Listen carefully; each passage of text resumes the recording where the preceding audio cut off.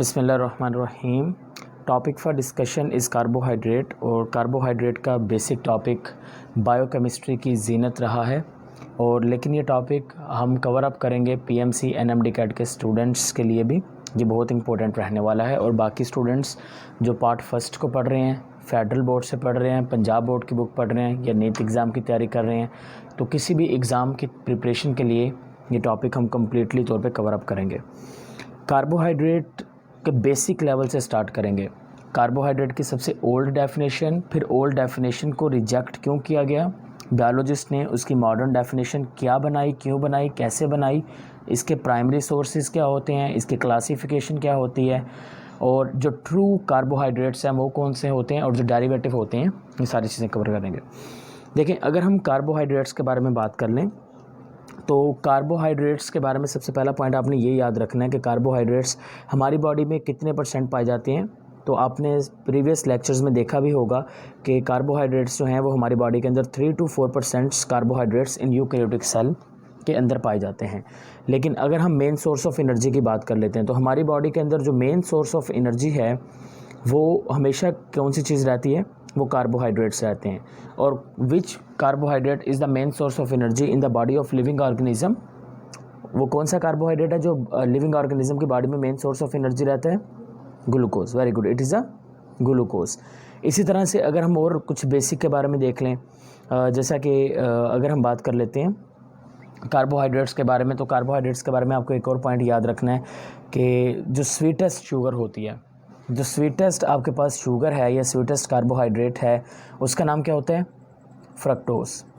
Sweetest जो sugar है उसका नाम क्या होगा बच्चे? फ्रक्टोज होगा। और फ्रक्टोज कहाँ पर आपको देखने को मिलेगा? फ्रक्टोज मोस्टली तौर पर आपको देखने को मिलेगा जो फ्रूट्स होते हैं, फ्रूट्स के अंदर फ्रक्टोज मौजूद होता है। इसके अलावा जो हनी है, जो प्योर हनी होता है, वो बहुत ज़्यादा स्वीट इन टेस्ट होता है। उसके स्वीट इन टेस्ट होने की जो मेन रीज़न होती है, उसके अंदर कौन सा शुगर सबसे ज़्यादा अमाउंट में पाया जाता है? फ्रक्टोज सबसे ज़्यादा अमाउंट में पाया जाता है। That's why it is most sweetest in taste. Clear होगी बात, पहली पॉइंट। अच्छा जी, अब दूसरा पॉइंट हम बात कर लें तो कार्बोहाइड्रेट्स के जो करैक्टरिस्टिक्स एलिमेंट्स हैं वो कौन कौन से हैं। देखें, इस चैप्टर में बेसिकली हमने जो बायोमॉलिक्यूल्स कवर करने हैं उनमें एक कार्बोहाइड्रेट्स हैं, दूसरे नंबर पर क्या आएंगे? लिपिड्स, फिर आएंगे प्रोटीन्स, चौथे नंबर पे क्या आएंगे? Nucleic acids. तो ये चार जो बेसिक मॉलिक्यूल्स हैं इनको हमने इस चैप्टर में कवर करना है, राइट। हम सबसे पहले करैक्टरिस्टिक्स एलिमेंट्स को स्टडी कर लेते हैं। देखें, अगर हम कार्बोहाइड्रेट्स के करैक्टरिस्टिक्स एलिमेंट को स्टडी करते हैं तो कार्बोहाइड्रेट्स में जो करैक्टरिस्टिक्स एलिमेंट होते हैं वहाँ पर एक करैक्टरिस्टिक्स एलिमेंट पाया जाता है जिसको हम नाम देते हैं कार्बन का, राइट। तो एक करैक्टरिस्टिक्स एलिमेंट जिसका नाम क्या है? कार्बन। दूसरा करैक्टरिस्टिक्स एलिमेंट जो कार्बोहाइड्रेट में पाया जाता है उसका नाम होता है हाइड्रोजन। और तीसरा करैक्टरिस्टिक्स एलिमेंट जो कार्बोहाइड्रेट में पाया जाता है उसका नाम क्या होता है? That's name is oxygen. तो सबसे पहला एमसीक्यूज आपसे ये फ्रेम किया जा सकता है कि which one is the characteristics element of the carbohydrate. देखिए, कार्बोहाइड्रेट के करैक्टरिस्टिक्स एलिमेंट 3 हैं, लेकिन इसका मतलब ये नहीं है कि इनके अंदर सिर्फ यही 3 पाए जाएंगे। इसके अलावा भी कुछ एलिमेंट्स होते हैं, जैसे कि सल्फ़र की बात कर लें, नाइट्रोजन की बात कर लें, वो भी कार्बोहाइड्रेट के अंदर लाजमी तौर पे पाए जाएंगे। लेकिन मेन कौन से करैक्टरिस्टिक्स एलिमेंट है? 3 होते हैं, कार्बन, हाइड्रोजन एंड ऑक्सीजन। बच्चे, थोड़ी सी प्रॉब्लम है यहाँ पर। अब प्रॉब्लम ये है, अगर हम लिपिड्स की बात करते हैं तो लिपिड्स भी एक बायोमॉलिक्यूल है, और लिपिड की अगर हम बात कर लें ना करैक्टरिस्टिक्स एलिमेंट के बारे में, तो लिपिड्स के भी जो करैक्टरिस्टिक्स एलिमेंट होते हैं वो 3 ही होते हैं। पहला लिपिड का जो करैक्टरिस्टिक्स एलिमेंट होगा उसका नाम क्या होगा? कार्बन। लिपिड का दूसरा जो करैक्टरिस्टिक्स एलिमेंट होगा उसका नाम क्या होगा? हाइड्रोजन। और लिपिड का जो तीसरा करैक्टरिस्टिक्स एलिमेंट होगा उसको क्या नाम दे देंगे? ऑक्सीजन। अब हमें कैसे पता चलेगा कि कौन सा कार्बोहाइड्रेट है, कौन सा लिपिड है, राइट। अगर हमारे पास एक मॉलिक्यूल दे दिया जाए और वो हमें कहें कि बताइए कि इनमें से ये कौन सा मॉलिक्यूल है, ये कार्बोहाइड्रेट है कि लिपिड है, हम तो पहचान नहीं पाएंगे। जाहिर सी बात है, कोई तो ऐसी चीज़ होनी चाहिए जिससे हमें ये पता चल सके भाई ये कार्बोहाइड्रेट है, ये क्या है? लिपिड है। अब कौन सी ऐसी चीज़ है? वो ये है कि बेटा, जब भी आपने कार्बोहाइड्रेट देखेंगे, कार्बोहाइड्रेट के अंदर एक सबसे इंपॉर्टेंट पॉइंट पाया जाएगा, एक इंपॉर्टेंट चीज़ जो लिपिड में देखने को नहीं मिलेगी, that is the ratio of the hydrogen and water. Carbohydrate के मॉलिक्यूल में हाइड्रोजन और ऑक्सीजन की जो रेशो होती है वो सेम वही रेशो पाई जाएगी जो वाटर के मॉलिक्यूल की होती है। वाटर के मॉलिक्यूल की अगर हम बात करें तो वाटर का मॉलिक्यूल होता है H2O। यहाँ पर बेटा रेशो क्या आपको देखने को मिलती है? रेशो देखने को मिलती है 2 हाइड्रोजन होते हैं और साथ में रेशो क्या है? एक ऑक्सीजन होता है, राइट। 2:1 होते हैं ना वाटर के मॉलिक्यूल में। अब यहाँ पर आप कार्बोहाइड्रेट्स में देखें तो हाइड्रोजन जो ऑक्सीजन की रेशो है, क्या ये वही रेशो नहीं है जो वाटर के मॉलिक्यूल की रेशो है, राइट। वही रेशो है ना जो वाटर के मॉलिक्यूल के अंदर रेशो पाई जा रही है, सेम टू सेम वही रेशो हाइड्रोजन और ऑक्सीजन की पाई जाएगी किसके अंदर, कार्बोहाइड्रेट के अंदर। लेकिन लिपिड के केस में क्या होगा, लिपिड के केस में बेटा जो कार्बन और हाइड्रोजन होंगे, कार्बन और हाइड्रोजन की जो कंसंट्रेशन होगी ये हाई होगी, और इसके बरक्स अगर हम ऑक्सीजन की बात करते हैं तो जो ऑक्सीजन होगा ये क्या पाया जाएगा, वेरी लो क्वांटिटी में पाया जाएगा, वेरी लो अमाउंट में पाया जाएगा। इसकी अमाउंट क्या होगी, वेरी हाई होगी, हाई अमाउंट में पाए जाएंगे, और ये किस अमाउंट में पाए जाएंगे, लो अमाउंट में पाए जाएंगे। तो इस तरह से बेटा हम आइडेंटिफिकेशन कर लेंगे कि कौन सा कार्बोहाइड्रेट है और कौन सा लिपिड है। सपोज डेट हम एग्जांपल से एक्सप्लेन करते हैं। देखें बच्चे, अगर मैं यहाँ पे लिख देता हूँ C7H14 और साथ में बेटा मैं लिख देता हूँ O7। अब मुझे बताइए कि ये क्या है, ये एक कार्बोहाइड्रेट है कि लिपिड है, हरी अब, इट इज़ अ कार्बोहाइड्रेट्स और लिपिड, कार्बोहाइड्रेट। कार्बोहाइड्रेट क्यों है, क्योंकि यहाँ पर हाइड्रोजन और ऑक्सीजन की अगर हम रेशो देखते हैं, सो रेशो क्या आएगी 14:7, इसको डिवाइड कर दें तो बेटा क्या आ जाएगी 2:1 आ जाएगी, राइट। लेकिन बेटा अगर हम यहाँ पर लिपिड की एग्जांपल लेते हैं तो लिपिड में हमेशा आपको 3 चीज़ें देखने को मिलेंगी, कार्बन, हाइड्रोजन एंड ऑक्सीजन। जैसा कि मैं एक यहाँ पर लिपिड ले रहा हूँ C57H110 एंड O6, ये एक लिपिड है, इस लिपिड का नाम है ट्राइस्टीरेन, ट्राइस्टीरेन। अब ये जो लिपिड है, इस लिपिड में देखें आइडेंटिफिकेशन कर लेंगे ना हम उसके मॉलिक्यूलर फार्मूला की बेस पर कि ये देखें ये एक लिपिड है, क्योंकि यहाँ पर हमने देख लिया कि ऑक्सीजन तो बहुत कम है, लेकिन उसके बरक्स जो कार्बन और हाइड्रोजन है देखें वो 57 एंड 110 के रेशियो में बहुत ज़्यादा अमाउंट के अंदर मौजूद होते हैं। तो इस तरह से हम पता कर लेंगे कि किस कंपाउंड के, किस बायोमॉलिक्यूल के कौन कौन से करैक्टरिस्टिक्स एलिमेंट मौजूद होते हैं, कौन कौन से इसके करैक्टरिस्टिक्स एलिमेंट हैं। क्लियर होगी बात, ओके जी। अब देखिए हमने कहा था कितने हमने मॉलिक्यूल्स को स्टडी करना है, कार्बोहाइड्रेट्स, लिपिड्स तीसरे नंबर पर, प्रोटीन्स चौथे नंबर पर, न्यूक्लिक एसिड्स। तो अब हम साथ के साथ देख लेते हैं कि प्रोटीन्स के करैक्टरिस्टिक्स एलिमेंट कौन से हैं और यहाँ से किस तरह से जो एमसीक्यूज़ हैं वो फ्रेम किए जा सकते हैं। देखें एक चीज़ तो आपको यहाँ पर याद रखनी है, वो क्या चीज़ याद रखनी है, आपको याद ये रखना है, देखें बायोलॉजी के अंदर किसी किस्म के कोई न्यूमेरिकल्स नहीं होते, तो वो एमसीक्यूज़ कैसे बच्चे गलत करते हैं, सिर्फ स्टेटमेंट में एक एक लफ्ज़ चेंज कर दिया जाए तो पूरा स्टेटमेंट चेंज हो जाएगी और उसका आंसर भी चेंज हो जाएगा, और वही यहाँ पर मेन एमसीक्यूज़ के गलत होने की वजह बनती है। अब देखिए अगर हम प्रोटीन्स की बात करते हैं तो बेटा प्रोटीन्स के जो करैक्टरिस्टिक्स एलिमेंट हैं, पहला आएगा बच्चे कौन सा, कार्बन। दूसरा करैक्टरिस्टिक्स एलिमेंट क्या आएगा, हाइड्रोजन। तीसरा करैक्टरिस्टिक्स एलिमेंट क्या आएगा, नाइट्रोजन। चौथा करैक्टरिस्टिक्स एलिमेंट क्या आ जाएगा, ऑक्सीजन। और बेटा मैं नीचे लिख रहा हूं some time sulphur is present, some time sulphur also present. कभी कभी इसमें हमें सल्फर भी देखने को मिलता है, लेकिन जो करैक्टरिस्टिक्स एलिमेंट हैं जो हर एक प्रोटीन के मॉलिक्यूल में देखने को मिलेंगे वो ये 4 आपको लाजमी देखने को मिलेंगे। क्लियर होगी बात, यहाँ पर देख लें 3 है, यहाँ पर भी 3 है, दोनों में डिफरेंस देख लिया। उसके बाद हमने देखा कि इनके अंदर कौन से हैं। क्वेश्चंस एमसीक्यूज बताते हैं बाद में, उसके बाद पहले चौथे के भी लिख लेते हैं। अगर हम चौथे की बात करते हैं तो चौथे जो कंपाउंड्स हैं हमारे पास molecules, that are the nucleic acid. अगर हम बच्चे न्यूक्लिक एसिड की बात कर लें तो न्यूक्लिक एसिड में जो करैक्टरिस्टिक्स एलिमेंट हैं वो देख लें। नंबर 1 हमारे पास आएगा बेटा again carbon, number 2 hydrogen, number 3 oxygen, number 4 phosphorus.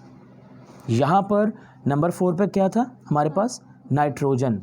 लेकिन यहाँ पर आपने गौर करना है कि न्यूक्लिक एसिड में हमेशा जो चीज़ देखने को मिलेगी that will be the phosphorus, always यहाँ पर देखने को मिलेगा। ऐसा पॉसिबल नहीं है कि यहाँ पर फास्फोरस मौजूद ना हो, तो ये हर हाल में यहाँ पर पाया जाएगा। अब यहाँ से बेटा एमसीक्यूज़ कैसे बनेंगे, अगर आपसे एमसीक्यूज़ पूछ लिया जाए, सपोज डैट, गौर कीजिए, carbon, hydrogen, oxygen are the characteristics element of, option में लिखा गया है कार्बोहाइड्रेट्स, बी है प्रोटीन्स, सी है लिपिड्स, डी में लिखा गया है ऑल ऑफ अबव और एफ में लिखा गया है कंफ्यूजिंग आंसर। तो क्या आप टिक करेंगे, carbon, hydrogen and oxygen are the characteristics element of, दोबारा से सुनिए, carbon, hydrogen and oxygen are characteristics element of. देखें कार्बन, हाइड्रोजन और ऑक्सीजन ये किसके करैक्टरिस्टिक्स एलिमेंट हैं, ऑप्शन ए है आपके पास कार्बोहाइड्रेट, ऑप्शन बी है आपके पास प्रोटीन्स, ऑप्शन सी है आपके पास लिपिड्स, और ऑप्शन डी है आपके पास ऑल ऑफ अबव। तो क्या आप टिक करेंगे? ऑल ऑफ अबव, बिकॉज ये सभी के अंदर पाए जा रहे हैं कार्बन, हाइड्रोजन एंड ऑक्सीजन। लेकिन अगर मैं ये लिखता हूँ carbon, hydrogen, oxygen and sometime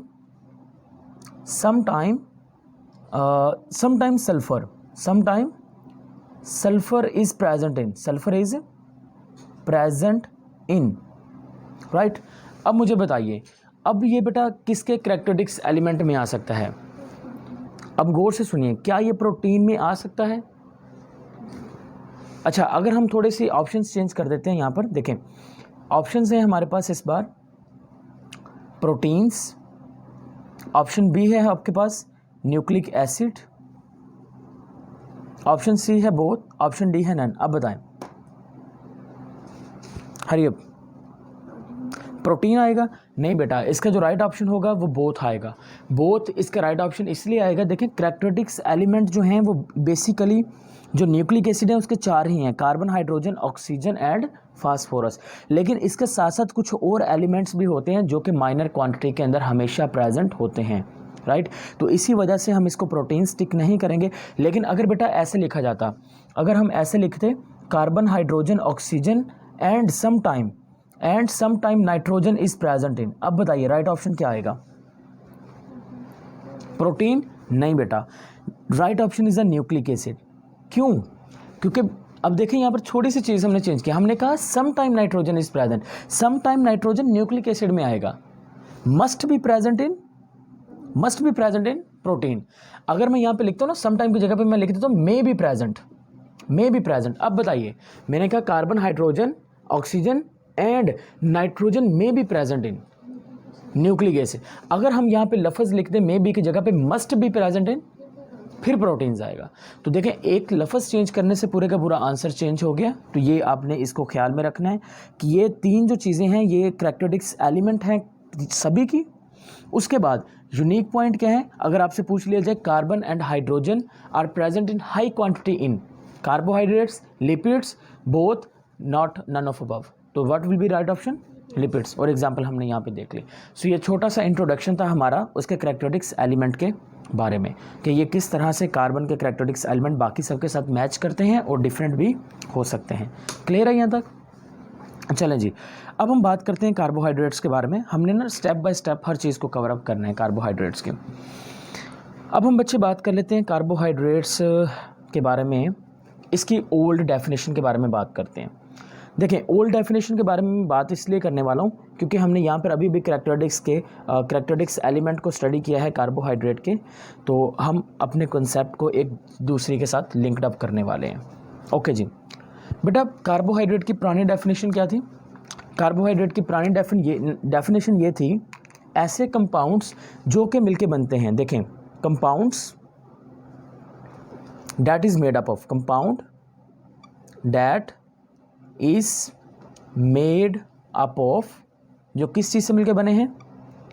carbon, that is made up of carbon, hydrogen, oxygen, right. ऐसे ही है ना, हमने पढ़ा कार्बोहाइड्रेट्स वो कंपाउंड है जो मिलके बने हैं कार्बन, हाइड्रोजन एंड ऑक्सीजन। आगे क्या है? And hydrogen oxygen have same ratio like किसकी तरह की? Water molecule. That is the old definition of carbohydrate. और बेटा ये जो डेफिनेशन है, ये डेफिनेशन असल में एक और लफ्ज़ से लिंक्ड है, वो लफ्ज़ भी आपको बताते हैं। कार्बोहाइड्रेट के अगर हम लिटरेली मीनिंग्स देखें तो कार्बोहाइड्रेट का जो लिटरेली मीनिंग होता है that is a hydrated carbon. Carbohydrate का जो लिटरेली मीनिंग है ये क्या होता है? हाइड्रेटेड कार्बन होता है। बच्चे, इस हाइड्रेटेड कार्बन का मतलब क्या होता है ये भी देख लेते हैं। हाइड्रेटेड कहते हैं something that is related to hydration, मतलब वाटर, और कार्बन आपको पता है कि एक एटम है। अगर हम कार्बोहाइड्रेट्स के जनरल फार्मूला की बात करते हैं तो कार्बोहाइड्रेट का जनरल फार्मूला होता है CN, आगे बेटा आ जाएगा H2O और साथ में क्या आ जाएगा? N आ जाएगा। अब इस जनरल फार्मूला में देखें कार्बोहाइड्रेट में आपके पास जो कार्बन है, राइट। वो कार्बन बेटा किसके साथ बाइंड किया हुआ है, वो वाटर के मॉलिक्यूल के साथ बाइंड किया होता है। तो उर्दू में अगर हम देखना चाहें तो हम इसको कहेंगे कार्बन मिला पानी, यानी कि अगर हम इसको वैसे कॉन्सेप्ट समझना चाहें तो हम कहेंगे कि यहाँ पर जो कार्बन का मॉलिक्यूल है, क्योंकि वो वाटर के मॉलिक्यूल के साथ अटैच है, दैट्स वाई हम इसको क्या नाम देते हैं, हाइड्रेटेड कार्बन का नाम भी देते हैं। अच्छा, अब यहाँ पर बेटा एक और क्वेश्चन फ्रेम किया जा सकता है हम MCQs के लिए। देखें C6H12O6, यहाँ पर मुझे बताएं ग्लूकोज के मॉलिक्यूल के अंदर कितने वाटर के molecules present, how many molecules of water are present in glucose molecule, 6। Okay, अगर मैं आपसे ये पूछता हूँ how many carbon atoms are attach with water molecules in glucose, how many carbon atoms are attach with water molecule in glucose, बताइए। It is 6। Again देखें गौर से, how many carbon atoms are attach with water molecule in glucose, it is a 6। तो इस तरह से भी आपने याद रखना है, ठीक है ना, रेशो निकाल लेनी है 12 और ये आ गया 6, तो हमें पता चल जाएगा ये इसमें कितने आ जाएंगे, रेशो 2:1 ही आ गई, और ये आपके पास क्या आ जाएगा, 6 आ जाएंगे। अब इसी तरह से अगर बेटा हम यहाँ पे बात कर लेते हैं सक्रोज के बारे में, तो इसका जो फार्मूला होता है C12H22O11। अब यहाँ पे देखें, ये जो सक्रोज है, इस सक्रोज के मॉलिक्यूल में मुझे बताएं how many water molecules are attach with the carbon atom, hurry up, how many water molecules are attach with the, तो बेटा कितने हैं, 11।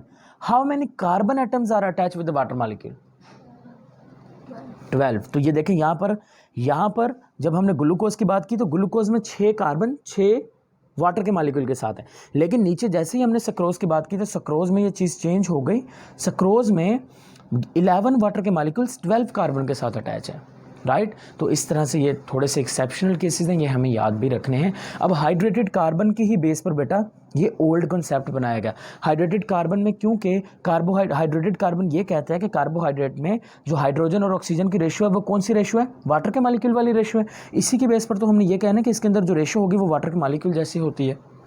लेकिन बच्चे, अगर मैं आपको ये कहूँ कि ये आपके पास एक मॉलिक्यूल लिखा गया C7H14O7, ये कौन सा मॉलिक्यूल है, टेल मी। कार्बोहाइड्रेट, दिखने में कार्बोहाइड्रेट है, लेकिन अगर मैं आपको ये कहूँ कि ये कार्बोहाइड्रेट नहीं है, देखें ये कार्बोहाइड्रेट है क्योंकि ये तमाम कंडीशंस को फिल अप कर रहा है। इसमें कार्बन है, इसमें हाइड्रोजन है, इसमें ऑक्सीजन है। इसमें हाइड्रोजन और ऑक्सीजन की जो रेशियो है वो वही रेशियो है जो कि वाटर के मॉलिक्यूल की है। तो दिखने में कार्बोहाइड्रेट है, लेकिन बेटा ये हो सकता है कि कार्बोहाइड्रेट ना भी हो, ये प्रोटीन ये आपके पास लिपिड हो सकता है। अभी मैं एक एग्जांपल देता हूँ आपको, तो आप मुझे बताइएगा। सपोज दैट अगर मैं यहाँ पर बेटा आपको लिख के देता हूँ जी, आपके पास C2H4O2, C2H4O2, tell me what is it, ये क्या ये कार्बोहाइड्रेट है, C2H4O2,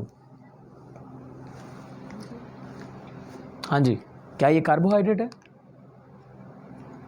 तो दिखने में तो बिल्कुल क्या है, कार्बोहाइड्रेट है, लेकिन अगर मैं आपको कहूँ कि ये कार्बोहाइड्रेट नहीं है, राइट, आपको बना के दिखाते हैं। देखिए इधर CH3COOH, ये किसका फार्मूला है, it is the formula of acetic acid. ये किसका फार्मूला है, एसिटिक एसिड का फार्मूला है।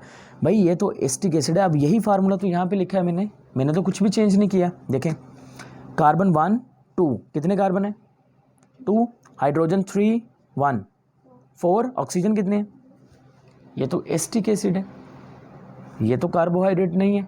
इसका मतलब है there is something problem, something that is not accurate about this definition. ये डेफिनेशन गलत नहीं है, डेफिनेशन बिल्कुल ठीक है। मोस्टली कार्बोहाइड्रेट ऐसे ही हैं जिनमें ये कंडीशन फुलफिल होती हैं। कार्बन, हाइड्रोजन, ऑक्सीजन सभी में है। मोस्टली कार्बोहाइड्रेट में वाटर के मॉलिक्यूल की रेशियो भी होती है, लेकिन कुछ एक्सेप्शनल केस आगे हैं जो हमें ये कहते हैं कि भाई ये ठीक नहीं है, राइट। तो इसी वजह से हम ये कह सकते हैं कि देखें, हमारे सबसे जो मेन रीज़न है इस ओल्ड डेफिनेशन को या हाइड्रेटेड कार्बन के कॉन्सेप्ट को एक्सेप्ट ना करने की, वो यही है कि कुछ एक्सेप्शनल केसेस हैं, जैसा कि पहला आ गया एसिटिक एसिड। इसके अलावा मैं एक और एग्जांपल लिख के दिखाता हूँ। अगर हम बात कर लेते हैं बेटा C3H6O3, इसकी बात कर लेते हैं, तो ये आपके पास क्या है, अगेन क्या लग रहा है, carbohydrate, but it is not. So what is it, it is a lactic acid. ये लैक्टिक एसिड है, ऊपर वाला एसिटिक एसिड था, ये लैक्टिक एसिड है। तो आपको इसका स्ट्रक्चर भी बना के दिखा देते हैं। देखें, कार्बन 3 है, 1 2 3, कार्बन नंबर 1 पर बेटा आपको देखने को मिलेगा C डबल बॉन्ड OH। अब ये जो ग्रुप है ना बच्चे, ये जो मैंने लगाया हुआ है, this group is known as a carboxylic group. आपने शायद ये अभी नहीं पढ़े, राइट। तो ये जो भी ग्रुप ऐसा होगा ना जिसमें कार्बन, उसके बाद बेटा कार्बन का डबल बॉन्ड ऑक्सीजन के साथ और एक साइड पर हाइड्रोक्सिल होगा, जहाँ पर ये आपको ग्रुप देखने को मिल गया, आपने कहना है कि ये ग्रुप कौन सा है, कार्बोक्सिलिक ग्रुप। और जहाँ पर बेटा कार्बोक्सिलिक ग्रुप होगा वहाँ पर कौन सा लफ्ज़ आएगा, एसिड। तो बेटा 3 कार्बन में कार्बन 1 पर कार्बोक्सिलिक ग्रुप है। कार्बन 2 पे देखें, आपको बच्चे देखने को मिलेगा हाइड्रोक्सिल इस तरह से, ये ले आ गया, ये आपका पूरा हो गया। डैट इज़ द, ये हम फार्मूला हमें बता रहा है कि ये फार्मूला असल में किसका है, लैक्टिक एसिड का। इसी तरह से अगर हम 3 बेटा एक्सेप्शनल केसेस हैं, number 1 acetic acid, number 2 lactic acid, number 3 form aldehyde. Form aldehyde बेटा इसका फार्मूला देखें तो इसका फार्मूला भी दिखने में कार्बोहाइड्रेट जैसा लगता है, but it is not a carbohydrate. Is it okay?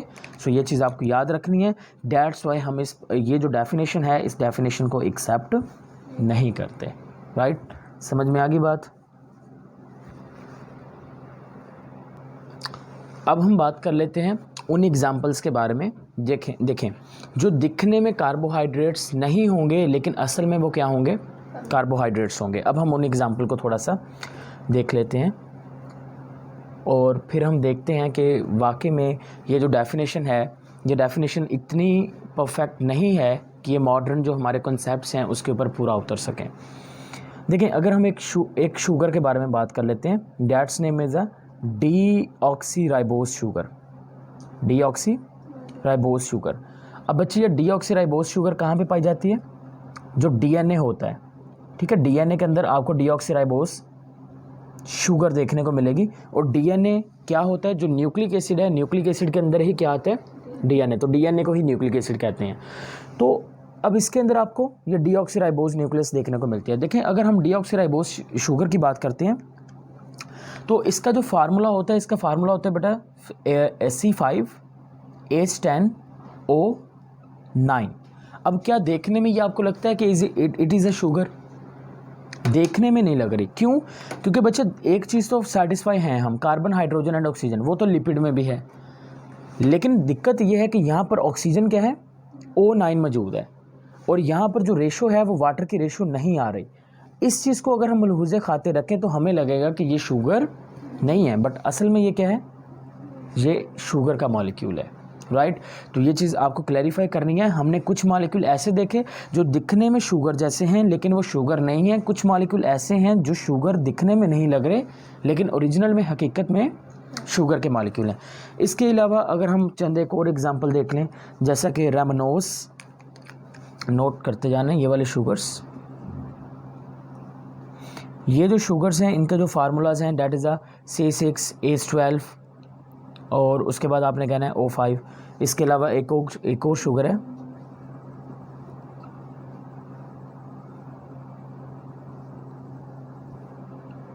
डिजिटोस, रेमनोस, डिजिटोस और तीसरी आगे डीऑक्सीराइबोज शुगर। सो ये 3 शुगर ऐसी हैं जो दिखने में आपको क्या है, दिखने में शुगर नहीं लगेंगी बट ओरिजिनल में ये शुगर होंगी। सो डैट्स वाई ये जो डेफिनेशन है, ये ओल्ड कॉन्सेप्ट जो है, इसको ज़्यादा प्रेफरेंस नहीं दी गई। तो अब जो मॉडर्न डेफिनेशन है उसके बारे में बात कर लेते हैं, वो किस बेस पर दी गई। देखें अगर हम एक सिंपल सी शुगर उठा के देख लेते हैं, सिंपल सी शुगर हमारे पास कौन सा मॉलिक्यूल है हमेशा, ग्लूकोज का, जिसके साथ आप बहुत ज़्यादा फैमिलियर भी हैं।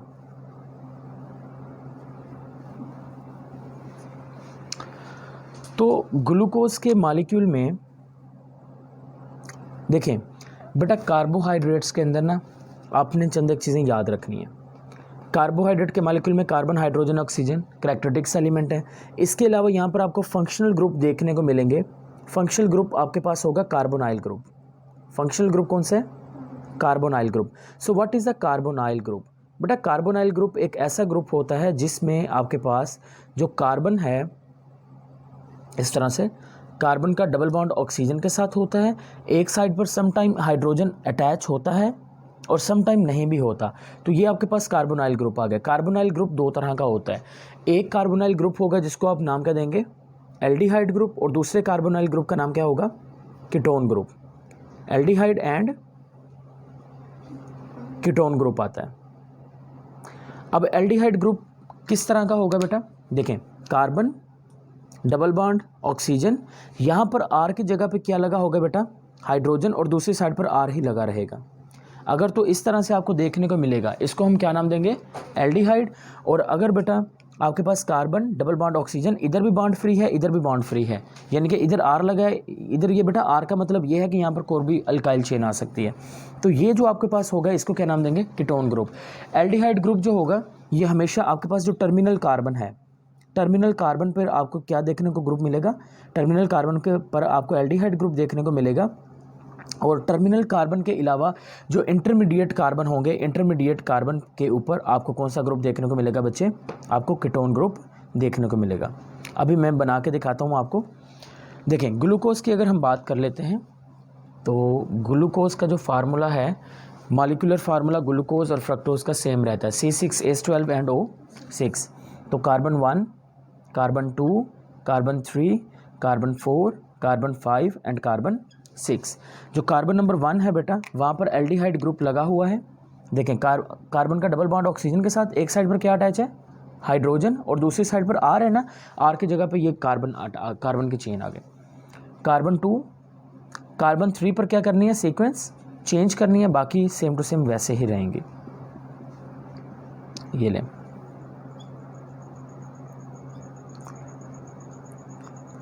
अच्छा यहाँ पर बायोलॉजी के अंदर बच्चे क्या होते हैं, बायोलॉजी में आपने एक चीज़ याद रखनी है कि यहाँ पर जो हम कुछ लफ्ज़ यूज़ करते हैं टर्म्स से पहले, जैसे कि आज हमने एक लफ्ज़ यूज़ करेंगे डैट इज़ अ पोली।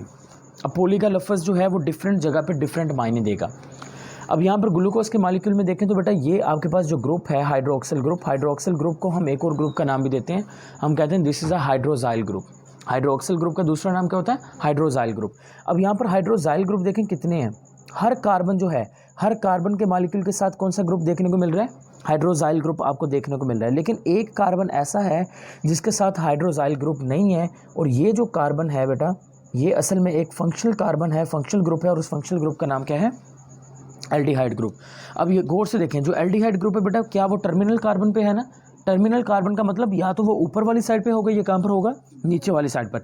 लेकिन जो इंटरमीडिएट कार्बन होगा, जो कीटोन ग्रुप होगा, वो हमेशा ये बीच वाले कार्बन में आएगा, वो कभी भी टर्मिनल पोजीशन पे नहीं जाएगा। तो बेटा इसी बेस पर कार्बोहाइड्रेट की मॉडर्न डेफिनेशन फ्रेम की गई। हमने क्या कहा, हमने कहा these are the polyhydroxy, polyhydroxy aldehyde, polyhydroxy aldehyde.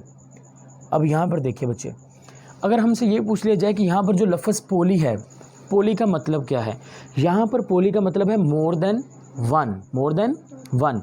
लेकिन अगर कार्बोहाइड्रेट्स की क्लासिफिकेशन करें तो कार्बोहाइड्रेट की क्लासिफिकेशन में आएंगे मोनोसेक्राइड, ओलिगोसेक्राइड एंड पॉलीसेक्राइड। तो वहाँ पर पोली का मतलब होगा मोर देन 10। लफ्ज़ एक है, डिफरेंट जगह पे उसका डिफरेंट आ गया। तो यहाँ से भी एमसीक्यूज बन सकता है, the word poly means more than 1, the word poly means in carbohydrate, carbohydrate के अंदर पोली का मतलब क्या होता है, मोर देन 1, मोर देन 10 या मोर देन 2। तो आप क्या कहेंगे, मोर देन 1, मोर देन 1। कार्बोहाइड्रेट के केस में, कार्बोहाइड्रेट की जनरल डेफिनेशन में इट इज़ मोर देन 1। देखें पॉलीहाइड्रोक्सी का मतलब जब एक से ज़ायद हाइड्रोक्सल होंगे हम उसको कहेंगे पॉलीहाइड्रोक्सी। गौर से सुनिए, मैं आपको कह रहा हूँ कि कार्बोहाइड्रेट के केस में पोली का मतलब क्या है, 1। लेकिन जब हम कार्बोहाइड्रेट की क्लासिफिकेशन करेंगे तो मोनोसेक्राइड, ओलिगोसेक्राइड एंड पॉलीसेक्राइड आएगा। तो पॉलीसेक्राइड के केस में पोली का मतलब क्या होगा, मोर देन 10। समझ आ गई बात। सो कार्बोहाइड्रेट की जनरल डेफिनेशन के केस में 1 है और वहाँ पर क्या आएगा, 10 आ जाएगा। अब बेटा पॉलीहाइड्रोक्सी एल्डिहाइड हो सकते हैं या पॉलीहाइड्रोक्सी कीटोन होंगे। देखें लफ्ज़ में और लिख रहा हूँ, या तो एल्डिहाइड होंगे या तो क्या होंगे, कीटोन होंगे। ऐसा नहीं होना चाहिए कि अगर आपके पास एक कीटोन है, आपने कह दिया कि ये जो कीटोन है, हाँ आपने नाम दे दिया कि जो अकेला कीटोन है या अकेला एल्डिहाइड है वो कार्बोहाइड्रेट है। नहीं, अकेला एल्डिहाइड कभी भी कार्बोहाइड्रेट नहीं हो सकता जब तक कि उसके साथ क्या अटैच ना हो, पॉलीहाइड्रोक्सी ना हो। अकेला कीटोन कभी भी कार्बोहाइड्रेट नहीं हो सकता जब तक उसके साथ पॉलीहाइड्रोक्सी अटैच ना हो। तो ये चीज़ आपने याद रखनी है कि ये it is a modern definition और ये डेफिनेशन जितनी भी रिक्वायरमेंट हैं उन सभी रिक्वायरमेंट्स के ऊपर पूरा उतर रही है, क्योंकि कोई भी कार्बोहाइड्रेट उठा के देख लें, हर एक कार्बोहाइड्रेट के अंदर आपको या तो एल्डिहाइड देखने को मिलेगा या कीटोन देखने को मिलेगा, और उसके साथ में आपको पॉलीहाइड्रोक्सी लाजमी देखने को मिल जाएंगे। क्लियर होगी बात। सो ये हमारी अभी डेफिनेशंस वाला पोर्शन जो है वो कवर हो गया। अब हम बात कर लेते हैं जो कार्बोहाइड्रेट्स हैं, कार्बोहाइड्रेट्स के मेन सोर्सेज क्या होते हैं। ठीक है, तो कार्बोहाइड्रेट के अगर हम मेन सोर्सेज की बात करते हैं तो कार्बोहाइड्रेट के बच्चे जो मेन सोर्सेज हैं वो आपके पास होते हैं ग्रीन प्लांट्स। ठीक है जी, कार्बोहाइड्रेट के मेन सोर्सेज क्या हैं? Green plants. अब ग्रीन प्लांट्स की बात करें तो बच्चे जो ग्रीन प्लांट्स हैं, ग्रीन प्लांट्स आपको पता है कि कौन सा काम कर रहे हैं? फोटोसिंथेसिस करते हैं। सो अगर हम टेरेस्ट्रियल इन्वायरमेंट की बात करते हैं तो टेरेस्ट्रियल इन्वायरमेंट के अंदर जो फोटोसिंथेसिस के रिस्पॉन्सिबल एजेंट्स हैं वो ग्रीन प्लांट्स हैं। लेकिन अगर हम एक्वेटिक इन्वायरमेंट की बात करते हैं तो एक्वेटिक इन्वायरमेंट में जो कार्बोहाइड्रेट्स बना रहे हैं वो ग्रीन प्लांट्स नहीं हैं, बल्कि वहाँ पर हम किस चीज़ का नाम लेंगे? हम कहेंगे कि algae are the responsible for the production of the carbohydrates in the aquatic environment. So in the terrestrial environments these are the green plants. Clear होगी बात। तो सबसे पहले जो कार्बोहाइड्रेट बनाएंगे प्लांट्स वो आपको पता है कि कार्बन डाइऑक्साइड वाटर का मॉलिक्यूल के साथ कंबाइन करेंगे और क्या बना देंगे? ग्लूकोज का मॉलिक्यूल बन जाएगा, और वो हमारे पास सबसे पहला जो प्राइमरी कार्बोहाइड्रेट्स हैं वो आ जाएंगे। देखें, अब हम बच्चे बात कर लेते हैं कार्बोहाइड्रेट कहाँ कहाँ पर पाए जाते हैं। कार्बोहाइड्रेट इवन के हर जगह पर ही पाए जाते हैं। कार्बोहाइड्रेट्स हर जगह पर पाए जाते हैं बच्चे। देखें, सपोज डैट अगर मैं बात कर लेता हूँ, हमारी लाइफ का सबसे बेसिक यूनिट क्या है? सेल। तो हम सेल से ही स्टार्ट कर लेते हैं। देखें, अगर हम सेल की बात करते हैं तो सेल में 3 बेसिक चीज़ें होती हैं। एक होता है न्यूक्लियस, एक होता है आपके पास प्लाज्मा मेम्ब्रेन, एक होता है साइटोप्लाज्म। तो बेटा अगर हम सेल मेम्ब्रेन की बात करते हैं तो सेल मेम्ब्रेन में आपने फ्लूइड मोज़ेक मॉडल पढ़ा था, और फ्लूइड मोज़ेक मॉडल हमें ये कहता है कि इसके अंदर कार्बोहाइड्रेट्स होते हैं, इसके अंदर प्रोटीन्स होती हैं, इसके अंदर लिपिड्स होते हैं। इसका मतलब सेल मेम्ब्रेन के अंदर कार्बोहाइड्रेट्स हैं, राइट। एक सेल का जो लिविंग पोर्शन है जिसको प्लाज्मा मेम्ब्रेन कहते हैं, जो सेल की शेप को होल्ड करके रखती है, प्रोटोप्लास्ट जिसको कहते हैं। ठीक है, प्रोटोप्लास्ट जो कवरिंग होती है उसको सेल मेम्ब्रेन कहते हैं। तो वहाँ पर आपको कार्बोहाइड्रेट्स देखने को मिलते हैं। इसके अलावा न्यूक्लियस में बेटा जो न्यूक्लियर मेम्ब्रेन्स हैं वो भी कार्बोहाइड्रेट है। सेल के अंदर मैकेनिज्म हो रहा है सेलुलर रेस्पिरेशन, साइटोप्लाज्म ग्लाइकोलाइसिस हो रही है, ग्लाइकोलाइसिस में ग्लूकोज टूट रहा है साइटोप्लाज्म के अंदर, तो वो भी क्या है? वो भी बेटा क्या है? कार्बोहाइड्रेट्स ही होते हैं। इसके अलावा अगर हमारे पास जो कॉटन का सूट है, कॉटन का suit is a pure form of carbohydrate. ठीक है, कॉटन का जो सूट है उसमें सारे के सारा कार्बोहाइड्रेट है। उसके अंदर सेलुलोज होता है। कौन सा कार्बोहाइड्रेट है? Cellulose. So cotton is a pure form of cellulose. इसके अलावा जो हमारा ब्रेड है जिसमें हम खाना वगैरह खाते हैं, रोटी वगैरह जो भी है, लोफ वगैरह, उसमें जो मेन एनर्जी होती है, मेन एनर्जी का सोर्स क्या होते हैं?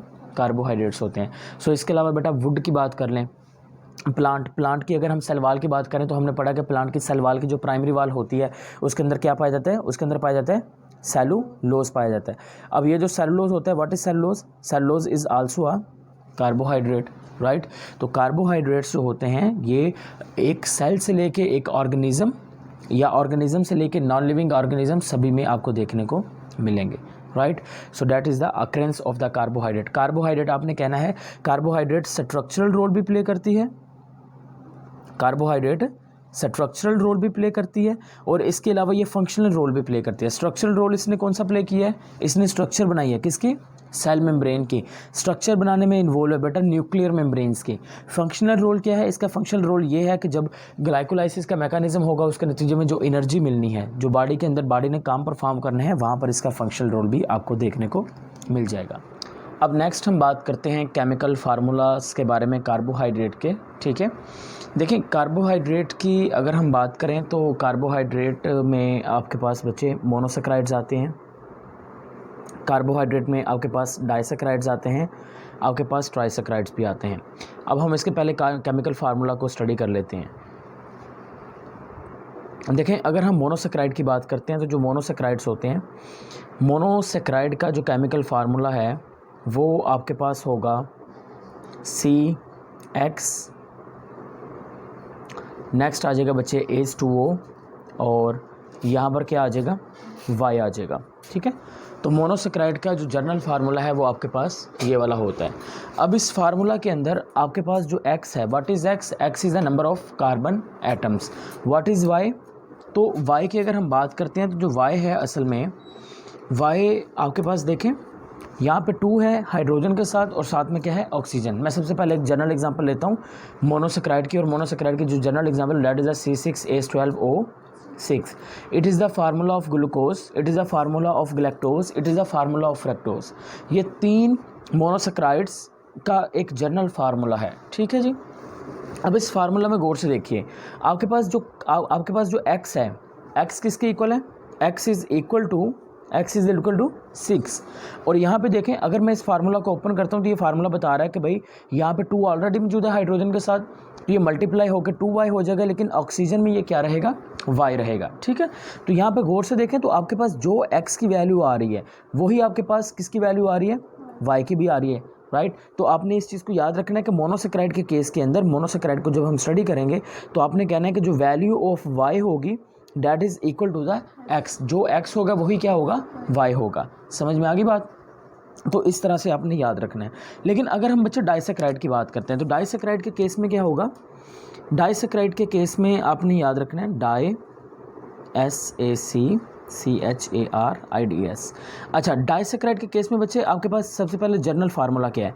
अब यहाँ पर जनरल फार्मूला होता है CX, आगे आ जाएगा बच्चे H2O, और साथ में बेटा आप यहाँ पे लिखेंगे Y-1 आ जाएगा आपके पास जनरल फार्मूला। देखिए मोनोसेक्राइड के केस में जो X होगा वही आपके पास क्या होगा, Y होगा। यानी कि इन जनरल अगर हम बात यहाँ पे करें तो आपके पास इन जनरल ये है कि जो Y है वो असल में जो Y की वैल्यू है वही नंबर किसका आ रहा है, ऑक्सीजन का आ रहा है। देखें बच्चे इधर x इज़ इक्वल टू 6, अगर मैं x पुट कर देता हूँ 6 के इक्वल, इट्स मीन्स डैट जो y है वो भी किसके इक्वल है, 6 है। तो ग्लूकोज के फार्मूला में देखें कार्बन भी 6 है, ऑक्सीजन भी 6 है, लेकिन जो हाइड्रोजन है ये 12 है। यानी कि असल में आप ये कह सकते हैं कि जो x है इन केस ऑफ मोनोसेक्राइड, जो x है वो किसको रिप्रेजेंट करेगा, x रिप्रेजेंट्स द कार्बन, और जो y होगा ये किसको रिप्रेजेंट करेगा, ऑक्सीजन को रिप्रेजेंट करेगा, राइट। क्योंकि जो y की वैल्यू है वही वैल्यू किसकी है, ऑक्सीजन की है। डैट्स वाई आप ये भी कह सकते हो कि y जो है वो किसको रिप्रेजेंट कर रहा है, ऑक्सीजन के नंबर्स को रिप्रेजेंट करेगा। अब यहाँ पे देखें डाइसेक्राइड की एक एग्जांपल ले लेते हैं। डाइसेक्राइड के एग्जांपल में हमारे पास आ गया सक्रोज, C12H22O11। अब यहाँ पर इस फार्मूला में एग्जांपल में देखें ज़रा, इस एग्जांपल में x बच्चे कितना है, x इज़ 12, x आपके पास 12 है, और यहाँ पर y बताएं कितने, 11। y कितना कम है x से, 1। यानी कि यहाँ पर जो y की हम कीमत लिखेंगे, y की जो वैल्यू आएगी y is equal to x-1। Clear होगी बात। तो इस तरह से आप कर लेंगे कि ये आपके पास किसका फार्मूला आ गया, जनरल फार्मूला डाइसेक्राइड का आ गया।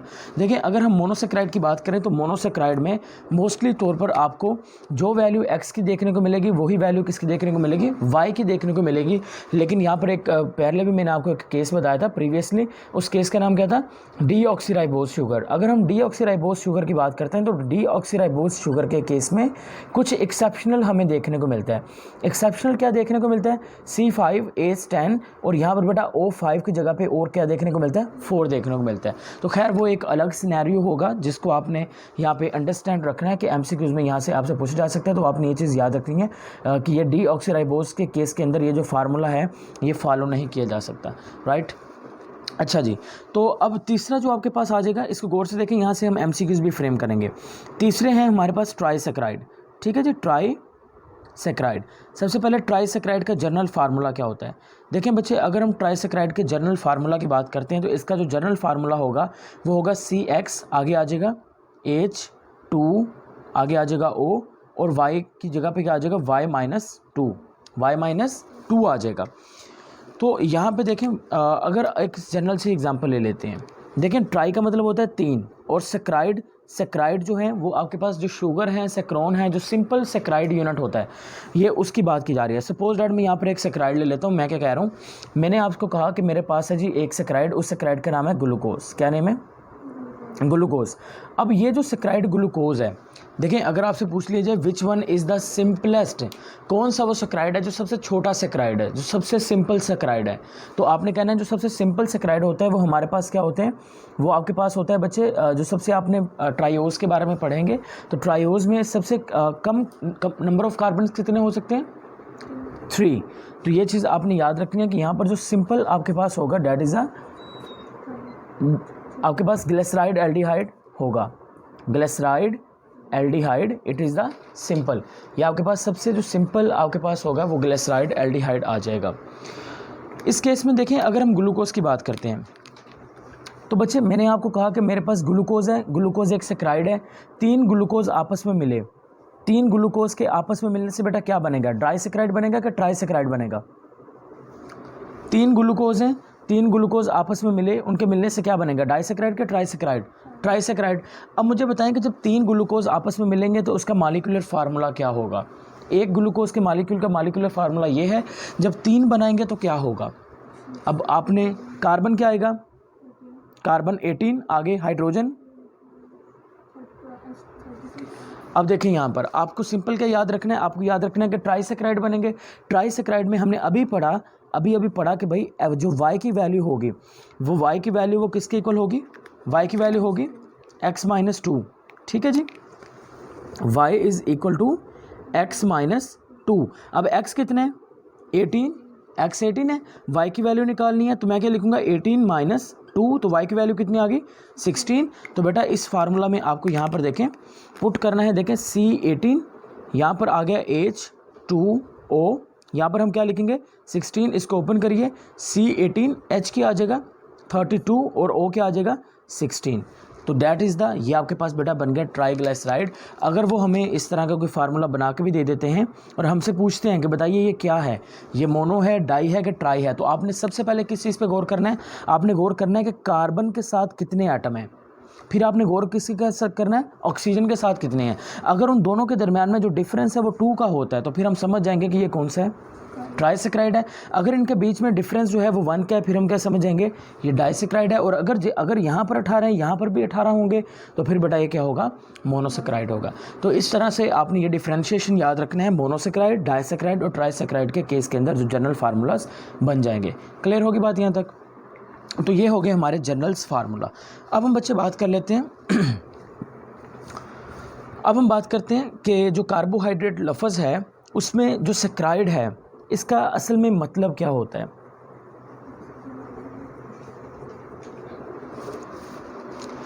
देखें द वर्ड कार्बोहाइड्रेट जो है बेटा वो कहाँ से निकला है, सेक्राइड से।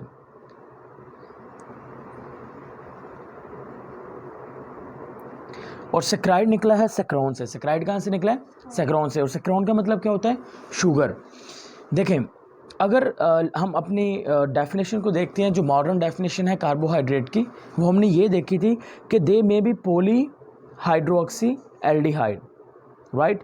तो बेटा जो आपके पास सेक्राइड यूनिट है वो आपके पास क्या होगा, पॉली हाइड्रोक्सी, जो एल्डिहाइड होगा या पॉली हाइड्रोक्सी कीटोन होगा, it is a saccharide unit. Saccharide unit का मतलब जो सबसे छोटा